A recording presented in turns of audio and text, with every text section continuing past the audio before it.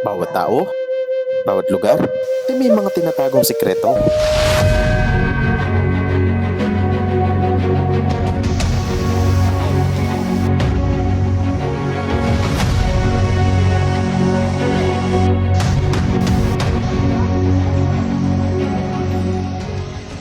Mula sa bayan ng Gumaka, inigbiyahe tayo ng mahigit 2 oras patungo sa bayan ng Ginyangan.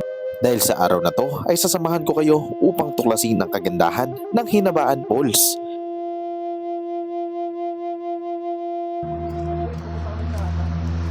Ngayong araw ay pupunta kami sa Hinabaan Falls. Dito yung daan niya. Malayo-layo lang, mga 30 minutes ang lakad patungo sa labas ng Kandun sa Kalilaban. Mula sa labas, patungo sa Hinabaan Falls, ay maglalakad ka ng humigit kumulang 30 minuto. Yan. Ay, naglalakad-lakad pa. Medyo malayo-layo pa kasi 30 minutes ang lakad patungo dun sa falls. Ayan, kasama ko yung tatay ko. Malayo pa po. Lapit-lapit na po. Malapit. Hello. Malapit-lapit na. Hi muna. Hi.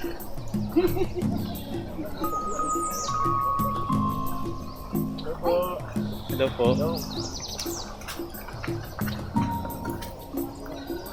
At sa sobrang haba nga ng aming nilakbay, sa wakas, amin na matutuklasan ang kagandahan ng Hinabaan Falls. Handa ka namang makita at matuklasan ang tinatagong kayamanan ng bayan ng Ginyangan? Kaya naman, hindi ko na kayo bibitinin, atin ang ipapasilip ang kagandahan ng Hinabaan Falls.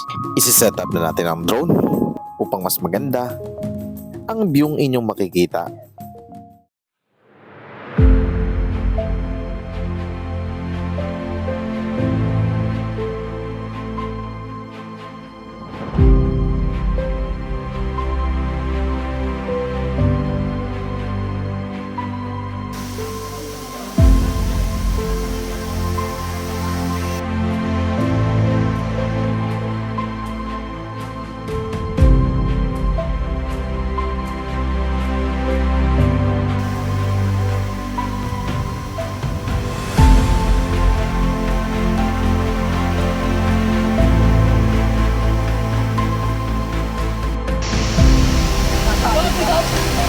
Kung kasi madami rin nagtatanong sa atin, kung may bayad nga daw ba pagpunta dito, like yung mga entrance fee, mga ganon.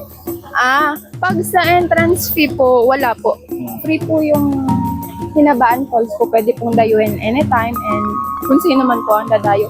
Alam po ang ano dito, yung challenge po dito is yung daan. Opo. Papunta po.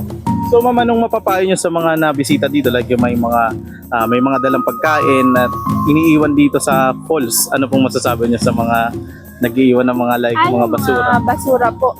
So, kagaya nga po nun, so madami po tayo nagiging problem sa basura. So, Yes. pag halimbawa naman po ay pupunta po dito, pwede po na mapanatilihin po natin yung kalinisan po kasi po bukod sa mga ngalat po talagang sisirain po kasi yun yung lugar.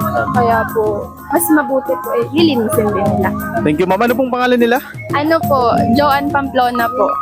Taga dito lang po kayo. Yes po, barangay